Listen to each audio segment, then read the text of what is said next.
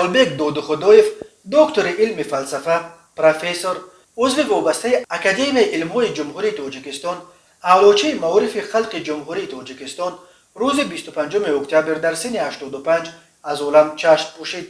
خیالبek دودخدویف 9 ماه سال 1936 در خوروغ به دنیا آمده. سال 1960 رشته تاریخ دانشگاه دولتی تاجیکستان را ختم کرده. بیش از 6 سال مشغول تحقیقات علمی بود.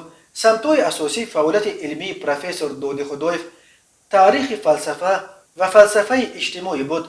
در طول سالهای فعالیتش خیالبek دودخدویف در مقام‌های مدیر کافدرای فلسفه اکادمی علم‌های جمهوری شوروی سوسیالیستی تاجیکستان، دیرکتور تشکیلاتچی، دیرکتور انستیتوت علم‌های گومانیتاری اکادمی علم‌های جمهوری تاجیکستان، همزمان رکتور دانشگاه دولتی به نام مویشون نظرشویف خوروغ، مدیر شعبه آناتولوژیا و گنسیولوژیا کار کرده. از سال 2009 تا دم مرگش سرخادم علم انستیتوت فلسفه، سیاست شناسی و حقوق به نام بهاودینوف اکادمی ملی علم‌های تاجیکستان بود.